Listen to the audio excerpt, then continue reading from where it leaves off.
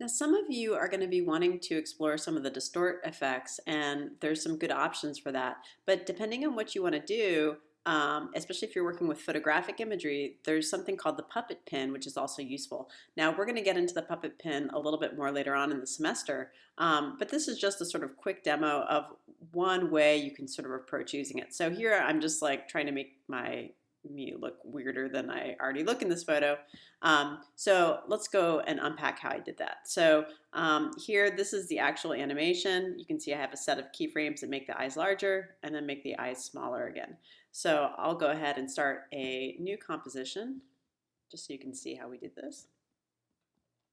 I'll bring in my image, which is not the right size. Whoops. Let me make sure I have my selection tool. All right. So, and then I'll go ahead and set this to fit. There we go. All right. So my image is pretty small, but that's okay. We'll just go ahead and make this work. All right. So the first thing I want to do is set up some puppet pins around this form just to kind of hold it in place, because when you're setting up puppet pins, you kind of want to basically not move some parts, but then move other parts. So to use the puppet pin, you select the layer that you want, and I'm going to delete this effect because I actually not ready to put it on. All right, so you select the layer that you want, and this push pin up here is the puppet pin. And when you first select it, you can click on, say, the corners of an image, and you can see that it forms this grid pattern. If you don't see that, check that mesh is shown. I find that seeing the mesh is really helpful in helping me figure out what's going on. You can adjust the expansion of it so that it expands more or less past your image plane. You can adjust the density of it so that it affects it, more or less. The density you can't really mess around with too much in some images if they're low resolution. But what I'm just going to do is I'm going to go through and pin those corners. And if I just want to make my eyes kind of bug out a little bit, I'm going to go ahead and put pins around parts of my face that I don't want to be affected. So I'll just put one on my forehead, and I'll put some sort of around the corners of my face. There we go. So these are just sort of going to hold everything in place. Now there's more effective ways of doing this called starching, but again, we'll get into this later in the semester. So then I'll go ahead and zoom in a little bit, and I'll put two pins right over the middles of my eyes. And it's these two pins that I'm going to do animation to. So I'm going to go down, and actually I'm going to change my composition settings for a second because it's super long and I don't need it to be that long. We'll make it 3 seconds. There we go. All right, much better. So down under, let me see if I can scroll this up so y'all can see. Under that layer, I now have effects on there, and this is the puppet pin effect. And I have to go down to where it says mesh to actually affect those pins. So I'll go down to mesh, and then I'll go down to deform. And so down underneath mesh and deform, you can see it just numbers all those pins. So I can actually select a pin, and it'll kind of highlight that pin in this list, and then I can rename it. So I'll just call this I1, and select that pin. This is I2.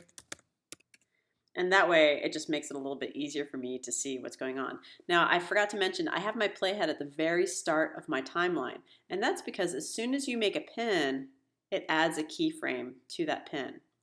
Now, the default pin type is a standard pin that just affects position. So if I wanted to move my eyes around or do weird things like that, I could do that. I'm undoing that. So the pin that I use is a more advanced model. So if I click on where it says position, I can go down to advanced. Notice there's also starch, bend, there's a whole bunch of other things, which we'll learn about later in the semester, hopefully. So I'm going to change these both to advanced. I don't need to worry about the other pins, they're just there holding space.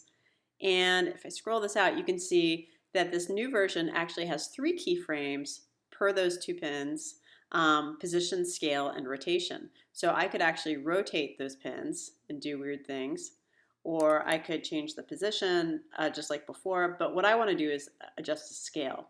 Now the scale is a little weird. The scale is relative to how far you're zoomed in. This is one thing about this that is just weird to me, but oh well. Okay, so I'm gonna zoom in about that much, and I have that keyframe already there.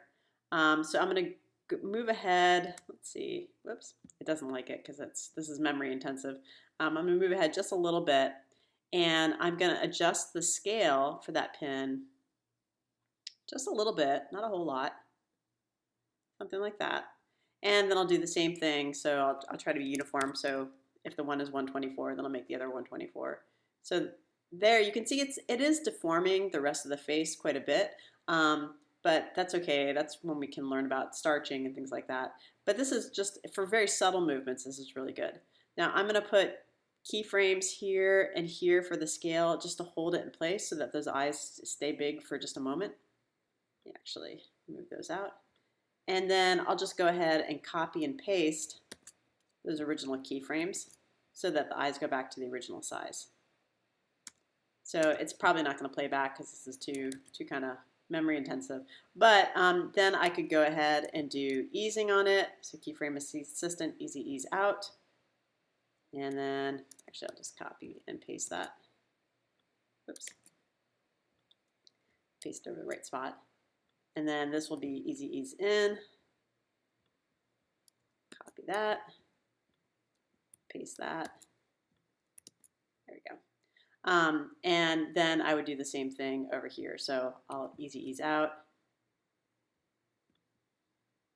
And easy ease out. And then easy ease in. And then easy ease in.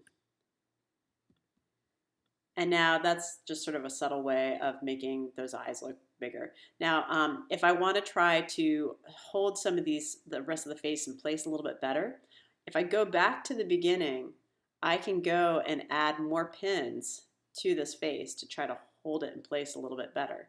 So I could do something like this where I make pins around the face a little bit more, and that will hold it in place a little bit more. It makes it a much more subtle movement. You can see it's still sort of wobbling this other part around here. So I can set up another pin, and I could actually set this pin to be a starch pin, which is a whole other kind of thing. And then that will just sort of hold that spot a little bit better. You can see that looks a lot better.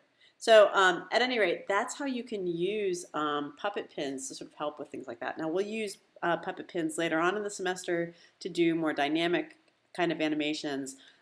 It's really easy to kind of go overkill with the puppet pin, so you don't want to do like full crazy character animations with the puppet pin. It tends to look a little bit, well, weird. We'll talk about why it looks weird later. But for subtle things like this, it's really effective.